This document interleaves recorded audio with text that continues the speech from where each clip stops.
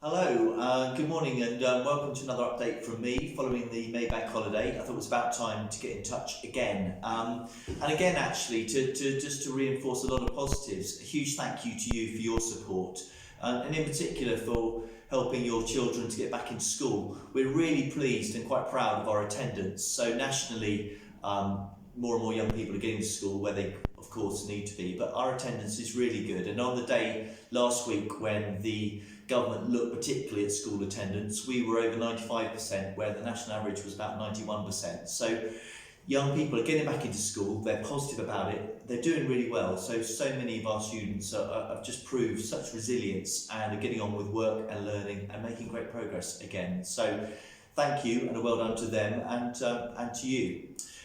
Just on that same issue, one thing which we are working on is punctuality. I think where we are not as strong is on getting to school always on time and getting into lessons on time as well. So we're having a bit of a drive on that, and hence why you might be receiving a few texts, and a few young people are losing the odd break time where they are not making it on time. So we're going to continue to focus on that, because of course we've got to get there on time as well. That's a life lesson for the world of work as well as school. In terms of the big issues, the big focus for us at the moment is obviously on assessment, and we're looking very much at year 11s, 12s and 13s, the young people who are leaving this year. With, of course, this sort of official national exams cancelled, we are assessing students ourselves. And again, a thank you to parents and carers at a time of some understandable anxieties. I think people have stepped up and just been remarkably pragmatic and helpful and are working really well. So many of our year 11s and 13s and some of the 12s taking exams are working really well, and they're not panicking. They've got a good balance and they're focusing on each of these assessments, which we've got over a staggered period over the next few weeks, and we're making that as both manageable and fair and objective and comprehensive as possible, and it's going really well so far. So thanks in advance again for all your support with that. I'm very conscious that years 7, 8, 9 and 10 have not had so many official assessments, although there are lots of low stakes tests all the time, and our priority for the second half of term for June, July is going to be assessing them, and we've got a 2-week blocks in mid to late June where we'll be doing that, and then we'll be reporting back to parents. I'm also kind of conscious that you probably, if you're a year 10 parent, you're wondering, well, what does it mean for my son or daughter next year? Well, a lot of conversations happening, and it looks like GCSEs and BTECs next year will again be a little bit different, and the content of what's assessed will probably be revised. But one of the kind of silver linings of this whole process is that we are looking at assessment much more objectively and much more educationally, if that makes sense. Much more thinking about the needs of young people than we've ever done before because of this whole process. And it's actually giving an opportunity for perhaps something of a revolution, whereby we get rid of some of the kind of maybe the unnecessary obsession with grading, and we focus very much on what young people need. And we as teachers and schools are taking control of that again, which arguably should always be the case. So there are some good ways forward, I would suggest. In terms of sort of other priorities, I put in my letter before the start of term a few obvious things.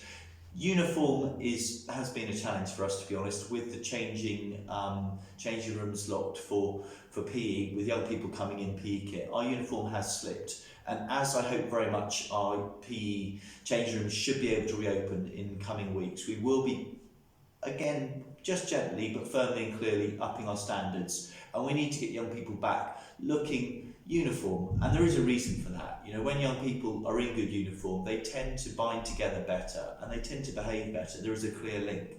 So I'm not obsessed about uniform, but we definitely need to improve on that. And thanks in advance for that. I'm aware of frustrations around the costs of uniform, and we are working with our supplier TrueTex on that one, and I hope very much to at least be able to enable some bulk ordering to enable the pricing of uniform delivery at least to come down, and I do appreciate that at the moment that's a frustration for some, so sorry and thank you again for your support.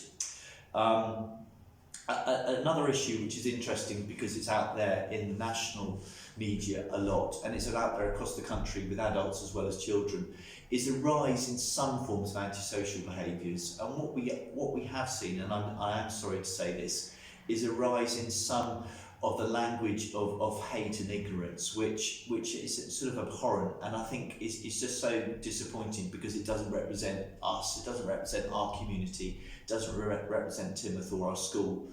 And I'm not quite sure why it's happened, perhaps to do with the pandemic, perhaps to do with political things elsewhere, nationally and internationally even.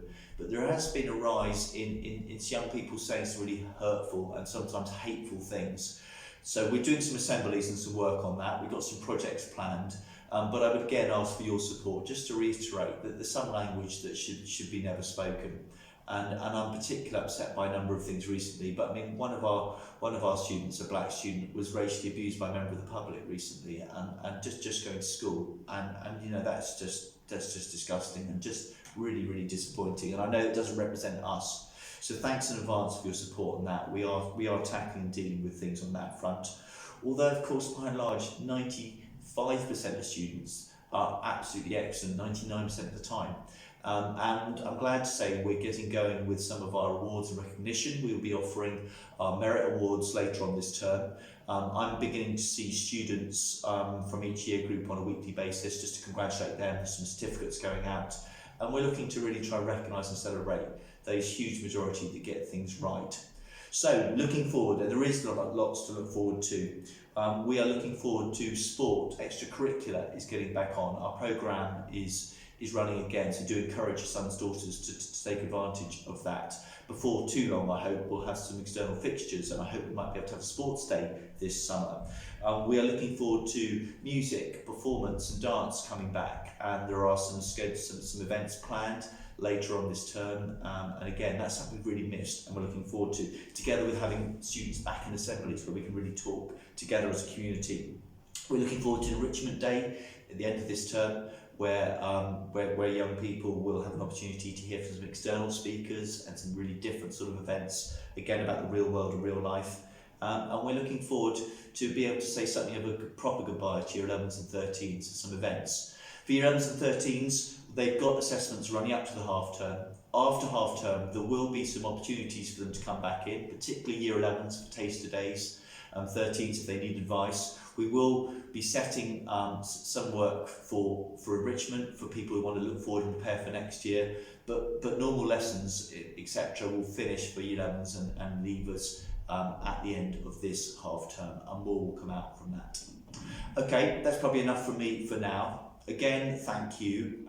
Thanks for your support, and I hope you're also looking forward to a little bit more normalisation and a little bit more of a return to the many opportunities that we're lucky enough to have in this part of the world as things open up again.